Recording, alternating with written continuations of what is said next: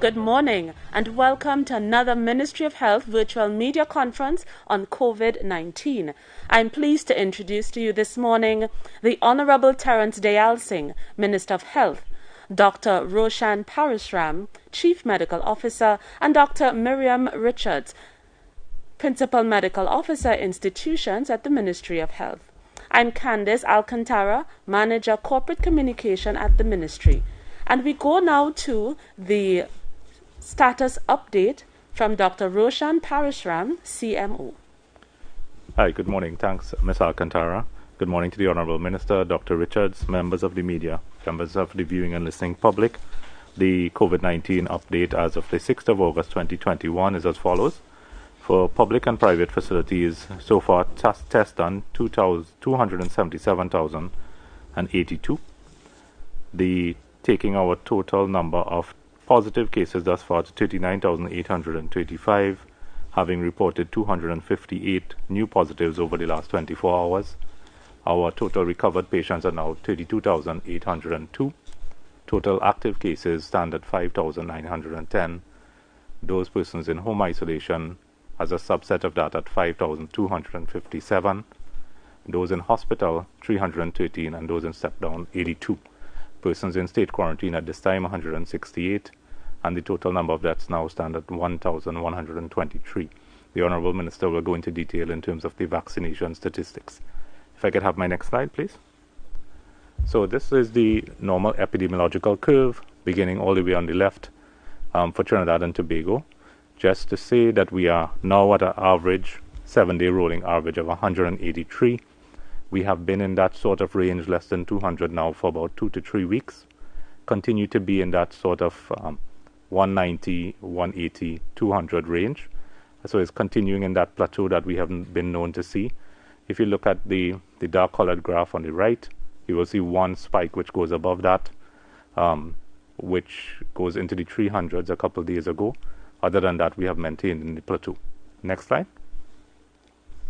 So this slide basically gives you an idea by county, a breakdown as to the number of cases week on week, what is happening. So if you start on the left with the bluer color, we are weeks 25, the orange will give you week 26, the gray is week 27, the yellow bar week 20, the turquoise bar 29, and the green bar the right hand side, it's week 20, which would have been last week. So looking from the left, we look at Caroni, we're seeing the second to last bar, which is the blue bar, a little higher than the green bar, which for this week shows a slight decrease.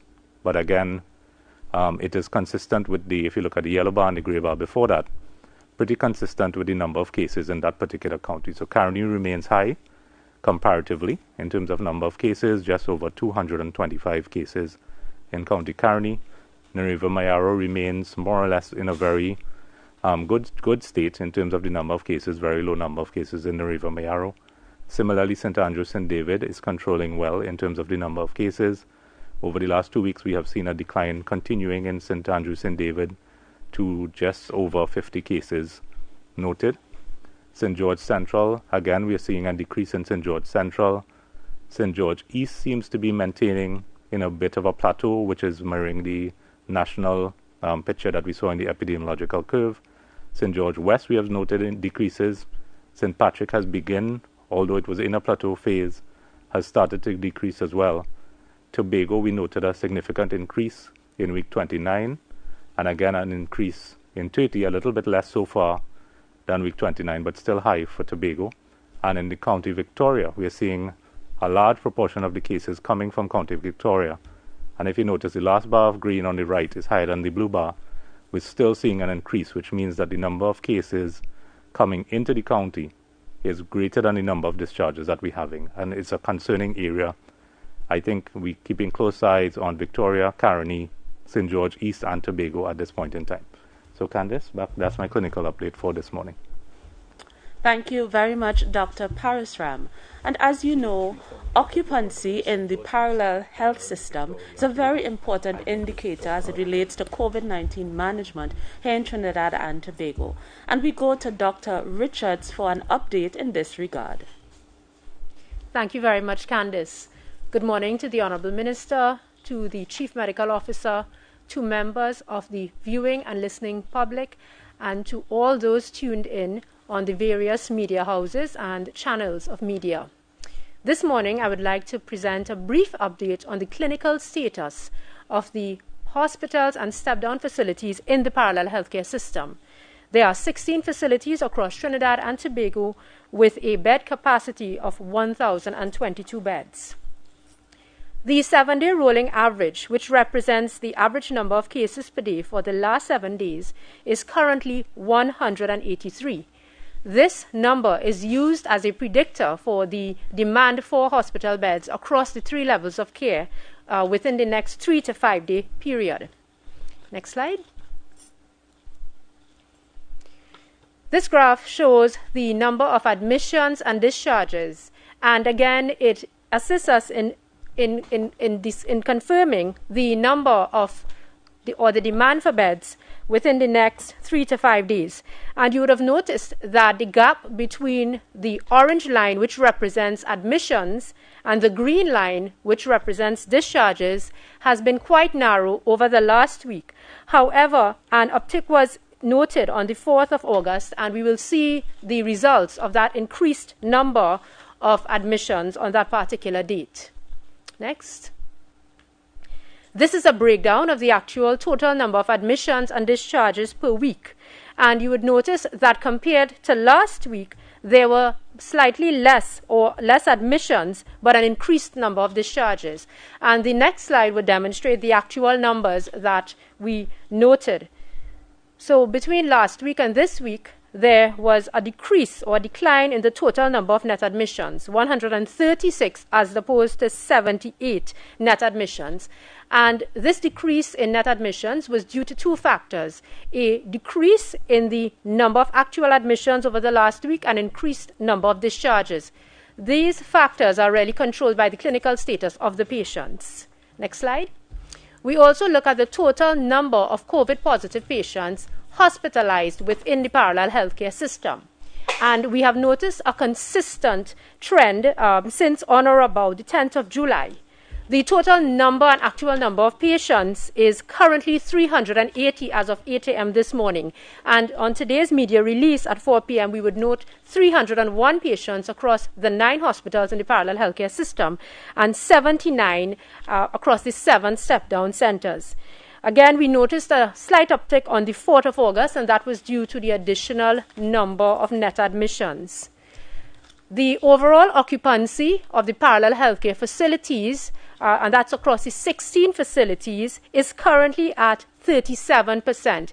And we have noticed a plateauing of a sub-40 occupancy since on or about the 15th of July. Again, an uptick at about 42% on the 4th of August, and this correlates with the entire trend that we've noted.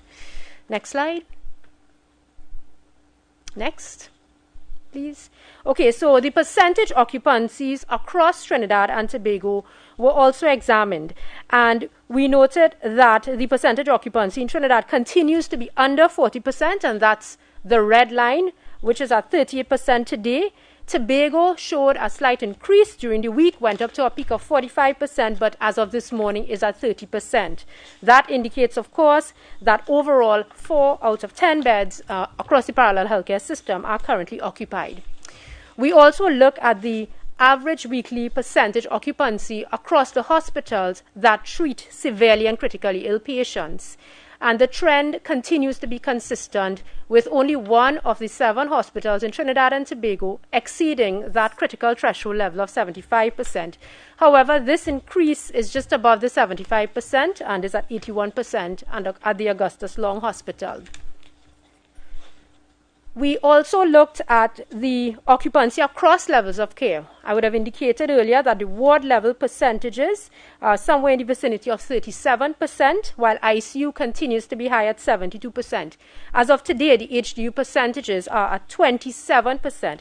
However, the average occupancy across the ICU and the HDU, which care for our very ill patients and require more resources, continue to be high. HDU at 62%. Over the last month, and ICU at 80%. Lastly, as an indicator for the parallel healthcare system and the protection of the traditional healthcare system, we also collate and look at the total number of ill patients requiring transfer at a given time in the traditional accident and emergency centers. And we would notice that since the 9th of July, that number has been low. This morning at the NWRJ centers, 2, the NCRJ, 3 accidents and emergencies, 7, the SWRJ 6, and the ERHA 2. Ladies and gentlemen, vaccination and complete vaccination in tandem with practicing the 3 W's, wash our hands, wear our masks, and watch our distance, are our only armor at this point in time in keeping the number of patients that enter the hospital system on a daily basis. The Honourable Minister will go into details on our vaccination plan, and thank you once again for your attention. Have a good day.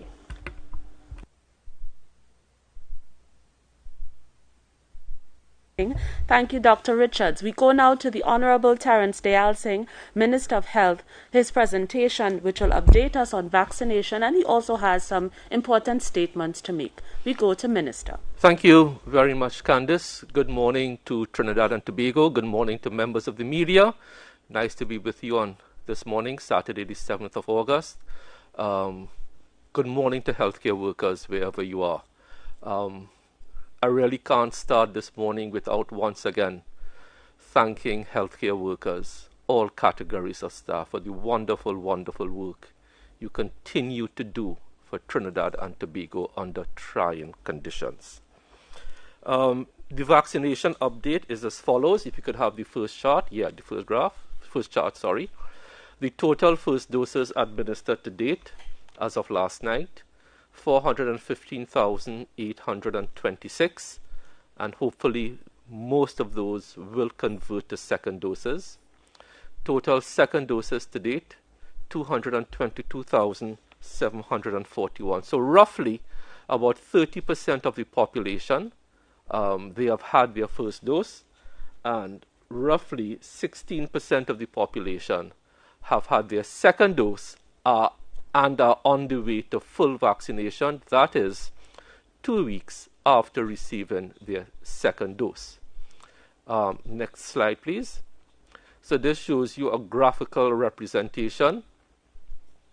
So we have met our first target, which is 188,900. We will be setting new targets during the course of this week. What is of concern for us now, if you look at the green line, you will see it is no longer as vertical as it used to be because there is some slowing down. For the past week, the average has been around 4,500 first doses. So that will account for that slowing down in the green line. This is of concern for us, and we continue to urge the population to get vaccinated. We have made it accessible. We have increased reach. It is free. It is now convenient. So we urge persons across the world. This is not only a Trinidad and Tobago phenomenon. It's local, it's regional, it's hemispheric, it's global. To get vaccinated, and do not listen to the conspiracy theories. Do your own research. They are very good, well-known, reputable websites that you can go to.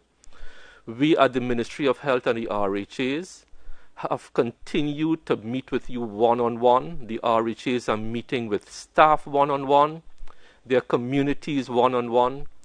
Companies are bringing in doctors for one-on-one conversations. We are dialoguing, and let's just get vaccinated.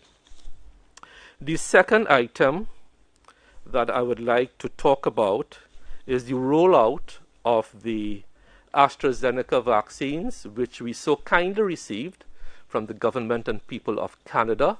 It came in on Thursday, and we normally roll out within 2 to 3 working days of receipt. So, how are we going to roll out these vaccines? Starting from Monday, which is the 9th. The allocation is as follows.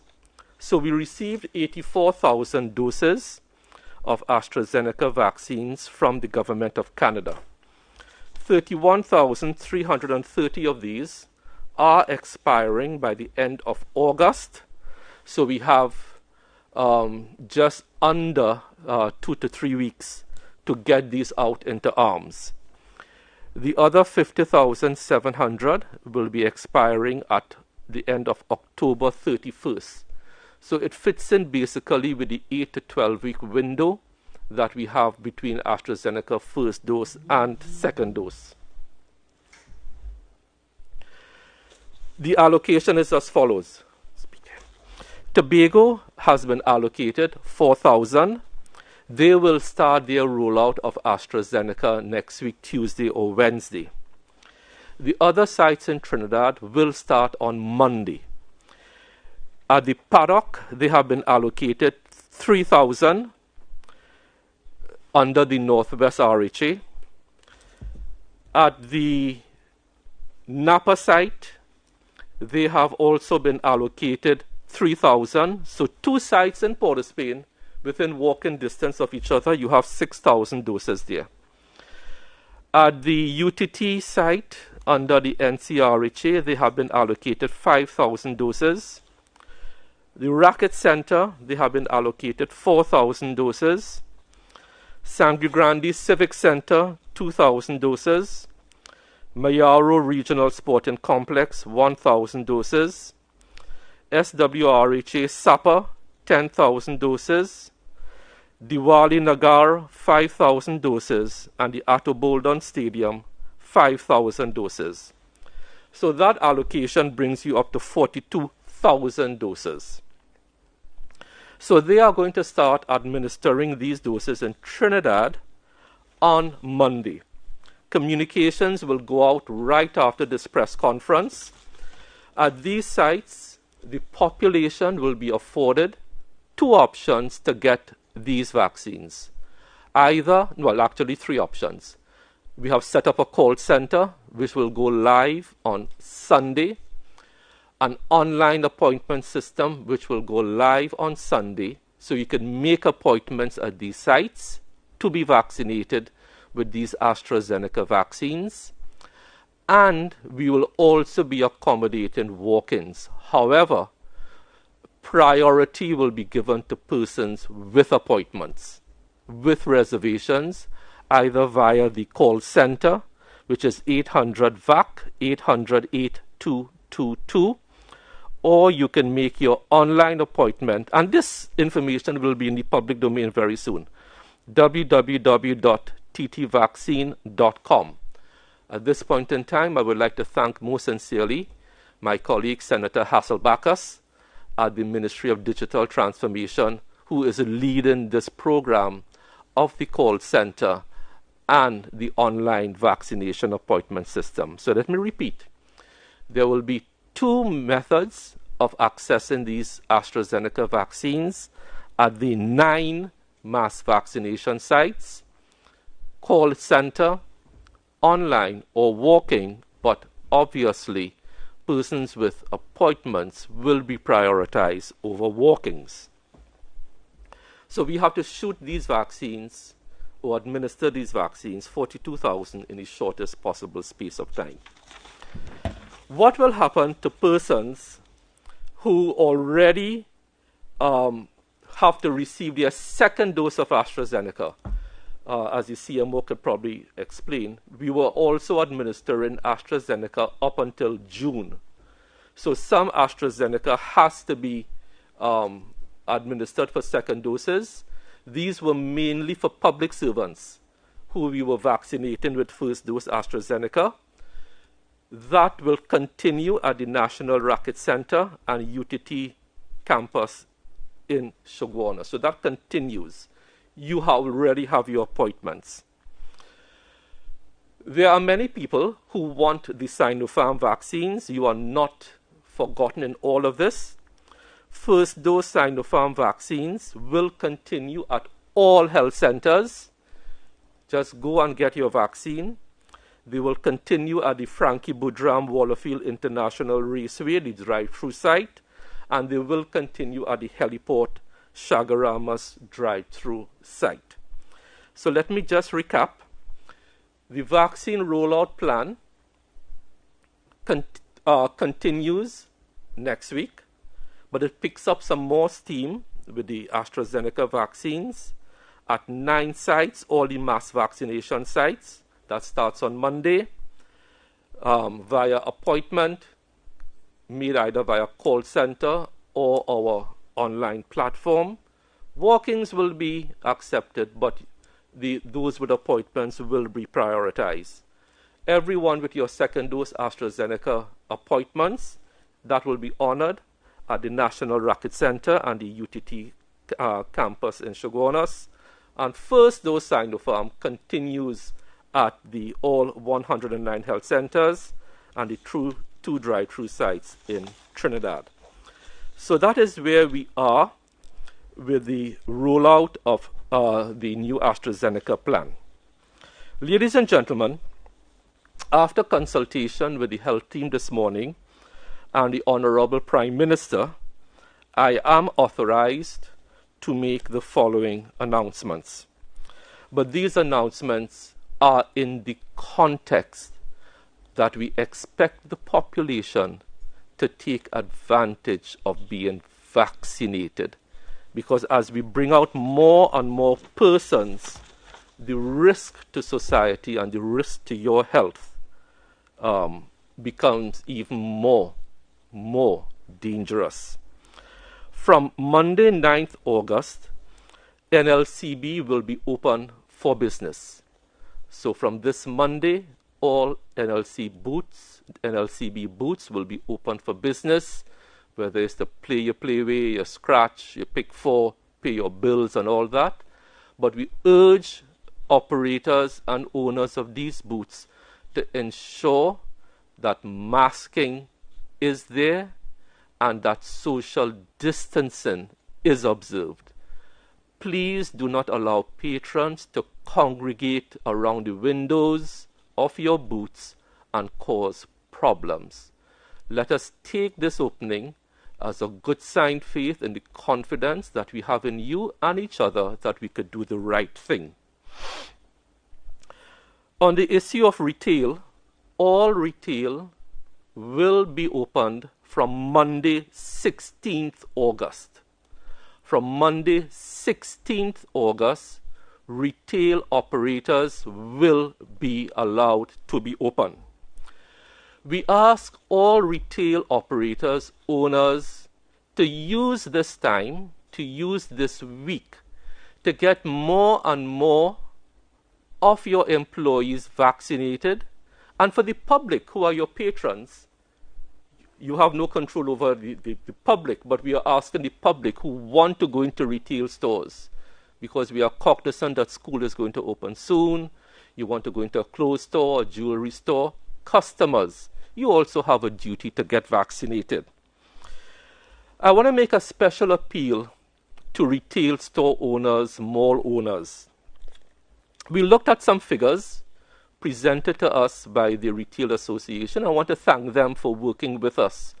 Over the past week, I received correspondence from them on Wednesday. There's a disturbing trend of vaccination patterns across many countries around the world, in retail and in business. And the trend is this: almost 90 to 100% of the managerial staff, the supervisory staff, tends to be vaccinated, what you call white-collar workers.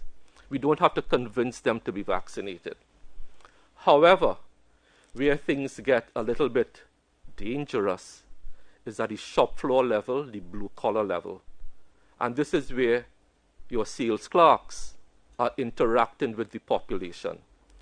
Vaccination rates at those levels tend to drop off precipitously, from as low as 20% to maybe as high as maybe 50%. But it does not match the vaccination rate of their supervisors, people working in admin, and at the executive level. And this is a trend across the world. So we are asking store owners this week, as you prepare to open next week Monday, as a retail prepares to open next week Monday, let us work in concert, let us work in partnership, and let us see these vaccination numbers go up significantly for the next week or two. Because for the past week, we only averaged across the board around 4,500 doses. If we can get this up to 10,000, 15,000, it means that it is safer to open on Monday 16th.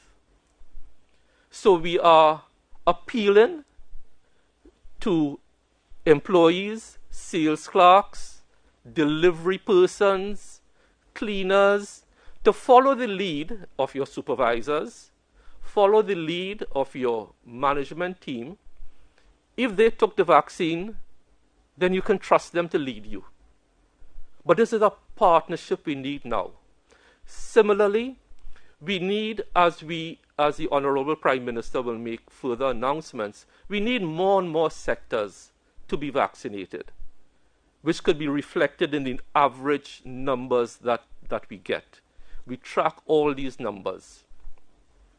So that is my presentation for you this morning. I just want to reiterate that I am concerned, as the Chief Medical Officer is concerned, about 4 areas in the country: St. George East, Caroni, Victoria, and Tobago. If we can get these 4 counties collectively or individually, by leadership at the level of their members of parliament, their councillors, THA, religious leaders, to adhere to the protocols and to get vaccinated, this country could be in a much better position than we are now. So Candice, thank you very much, and we are now open for questions. Thank you very much, Minister. And as indicated, we go now into the question and answer segment.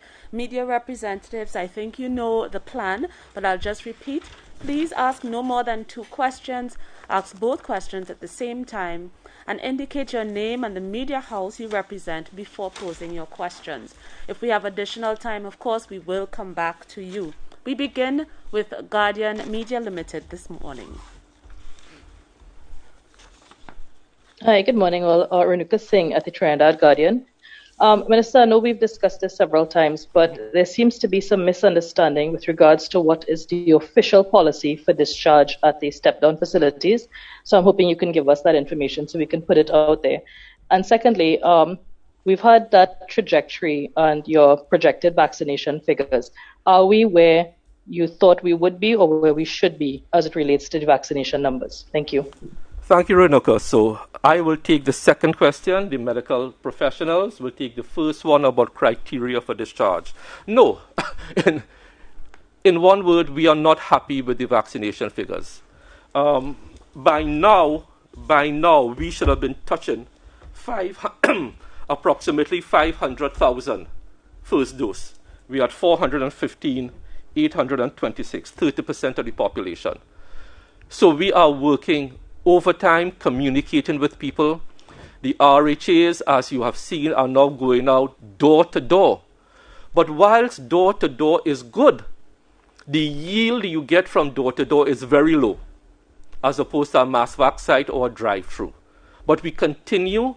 Every one person that we vaccinate is a life saved. And you know, I'm glad you asked this question, Renuka. If we take up these vaccines now, in 5 weeks, we should be possibly having to report no more deaths.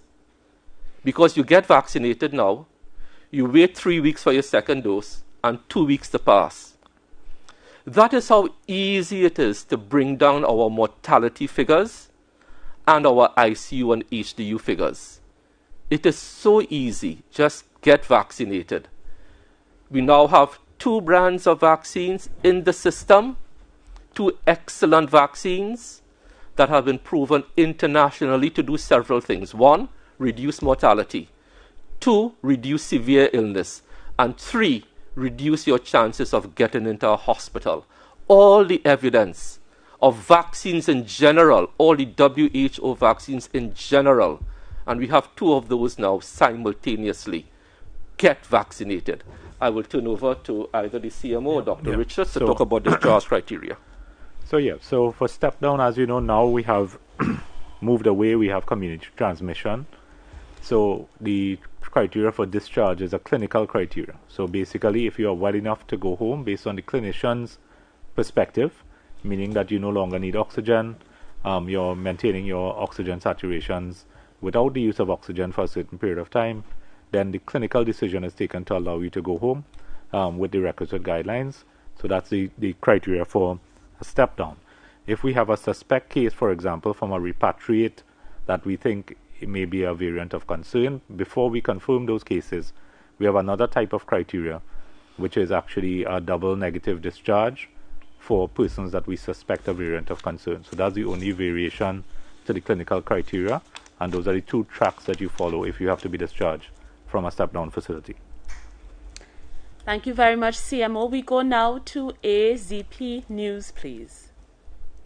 Good morning, Priya Vihari, azpnews.com. My first question, Minister, can you just clarify whether the two brands of vaccines would be available at one health center, at different health centers, or would they be like one health center would have the same two brands? And can you just clarify, because I'm sure I'm going to get a lot of questions, can you clarify that there isn't going to be any mixing of the Sinopharm and the Astrazeneca vaccine?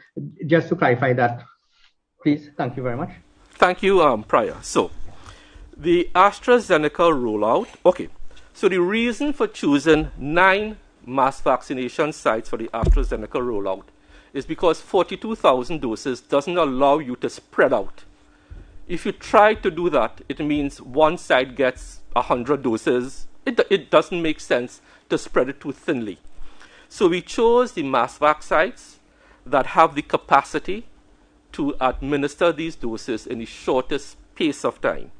So I will repeat: Tobago 4,000, Paddock 3,000, UTT, Shogunas, Monroe Road 5,000, Racket Center 4,000, Sangre Grande Civic Center 2,000, Mayaro Regional Sporting Complex 1,000, Sapa 10,000, and the Southwest RHA has consistently been the best performing RHA in terms of share numbers.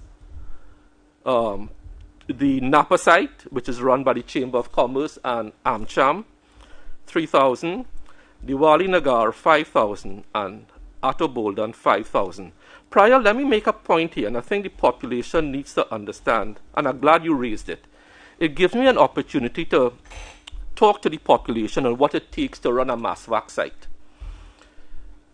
It costs whichever entity it is, whether it's a RHA or the chamber, $75,000 to $100,000 a day to run a mass vac site for the population. So the only return on investment we are asking for is not a monetary return. We are asking for people to come and get vaccinated. Because as you may have seen, we have already consolidated the Center Point Mall into Diwali Nagar. The figures just didn't support the Supermarket Association spending $75,000 to $100,000 per day to operate a mass vac site, and you're only vaccinating 100 people, 200 people, when your capacity is 1,500 to 2,000. So that is what it costs the government through the RHAs. We have the same cost structure, and the private sector, $75,000 to $100,000 a day to run a mass vac sites to give out free vaccines. And all we ask of the population is take advantage of it. It may save your life. Thank you very much for your question, Priya. Thank you very much. We go now to TTT, please.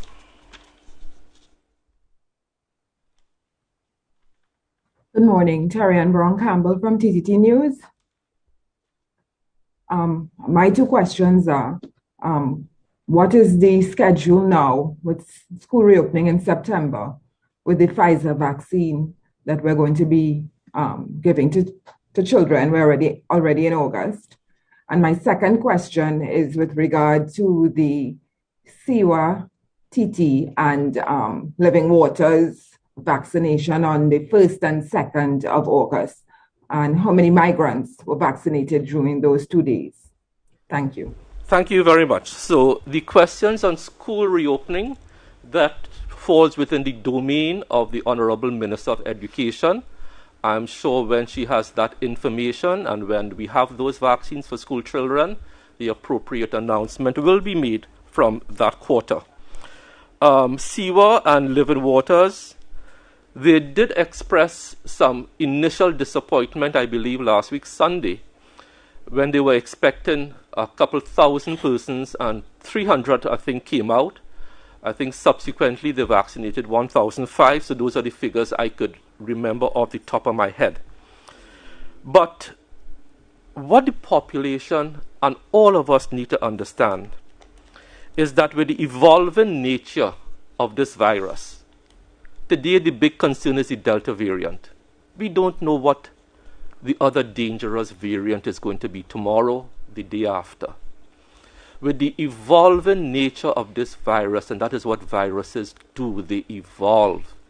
It means public health responses are going to have to evolve.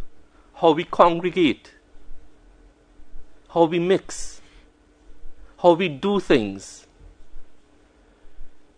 And the best thing we can do now in recognizing that this virus is not going anywhere is to keep our heads calm, do what works around the world.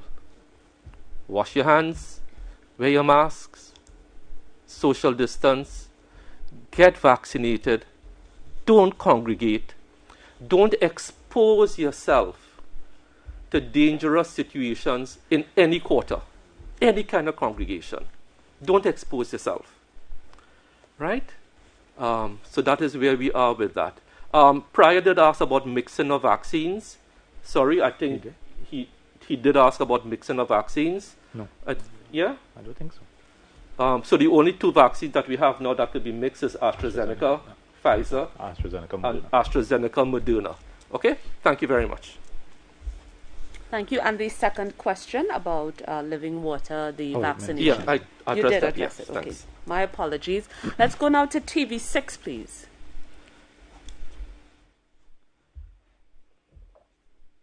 Hi, good morning. Cindy Raghuba, Singh, TV6.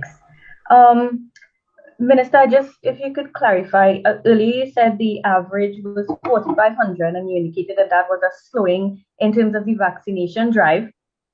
If you could just say what was the average before, before that slowing of 4,500, I think it was weekly, you said.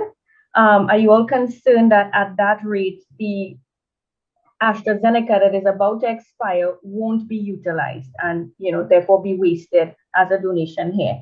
And the second question is, when the retail sector was called out to be vaccinated through the mass vaccination sites, do you all have an idea as to how much of that sector came out, numbers in terms of specifically for the retail sector as we're gearing up to have them reopen next week? Thank you. Thank you, Cindy. Nice to see you from San Fernando on the press conference today. Yeah, so we continue to urge the population to get vaccinated. Some of the feedback we have had over the past month or so is that people wanted choice. Now you do have some degree of choice. So that excuse or that reason, we will see how that plays out. You wanted to know how the figures, how this average went. At one time, between the 21st of July, 22nd, 23rd, we were averaging 15,000 a day, which was brilliant. Then that cut in half from the 24th, 25th, 26th to about 8,009. That was tolerable. Now, for this week, we are down to 4,005. That is abysmal. That is abysmal. When you consider that the vaccines are now within walking distance, it is free. You don't have to line up. You don't have to make an appointment. Just get vaccinated. On the retail side, as I said, the retail industry did provide some data, and I want to thank them for it. But the data shows that the administrative, executive, managerial levels of retail are heavily vaccinated. But at the shop floor level, which is where the risk is, because those are the persons in close contact with your non-vaccinated colleague, or going to be in contact with your non-vaccinated customers, that is where the risk is. And that is why we are asking that if we could get at the shop floor level, which is where your customer service representatives are, those are the people that we want to see vaccinated this week. So that is why the clarion call goes out today to managers and owners of retail. Talk to your staff. Talk to your staff and get them vaccinated. So when you reopen in a week's time, a more significant portion of that critical element of your workforce is in fact vaccinated to protect their colleagues, but also to be protected from an unvaccinated customer. That is where the real risk is. And that sector, we will have to maybe, because of the evolving nature of the virus we just spoke about, really have to strengthen the protocols to suggest how a customer, because you don't know whether that customer is vaccinated or not, is going to enter your store, your clothes store, your jewelry store, your shoe store. You know, I know it's trite to say it, but we are literally all in this together. An unvaccinated customer speaking to and receiving service from an unvaccinated sales representative is a recipe for disaster. Thank you very much. Thank you very much. And we go now to a follow-up question, please, from Guardian Media Limited. Hi, thank you so much. I'm just curious as to if there's been any discussion about in-house dining. We've seen a lot of concerns and complaints raised by the restaurateurs. Some have actually suspended their operations until they've reopened in-house dining. Is there any idea as to when that will be addressed? Thank you, Renuka. So we don't have a fixed timeline for in-house dining. We consider almost every aspect of the economy. The issue with in-store dining right now, it means taking off your mask. Taking off your mask. And you see that same statistic I gave for retail, that at the upper levels people are vaccinated, the same thing applies to all businesses. So with in-store dining, like all other businesses, the wait staff at that level tend to be more unvaccinated. And you have customers without masks now talking. You have the Delta variant conversation, other variants. The virus is evolving. Let us take big bites in amounts that we can chew and digest. So we bring out retail next week, Monday. Let's see how that goes before we take other bigger steps. Thank you very much, Renuka. And we have a follow-up question from TTT.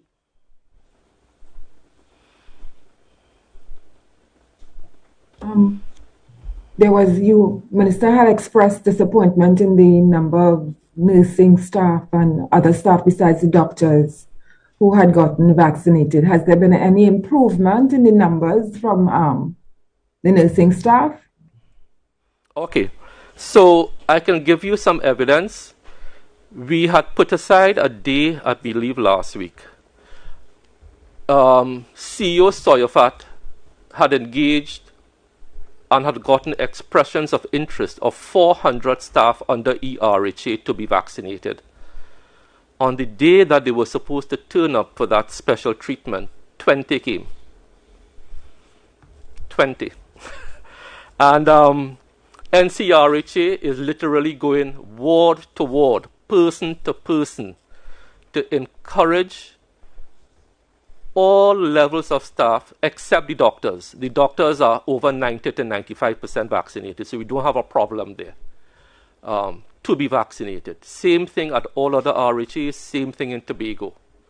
So we are now going literally person to person, ward to ward, to encourage our medical staff, our non-clinical staff, our non-doctor staff, from nurses, patient care escorts, lab techs. The percentages vary across the different professions, but generally, outside of the doctors, the level of vaccination at those levels tend to be between 30 to 50%. But we care so deeply for them that we are not giving up on them. We will never give up on them. We will continue to engage them, dialogue with them, inform them, educate them to help them make the best decision for themselves, their families, and their patients. Thank you, Minister. And we go to AZP News now for another follow-up question. Hi, morning again, Priya Bihari, AZP News. Minister, when you say no, all retail open, does it include casinos and what about beaches and sport, both non-contact and contact sport?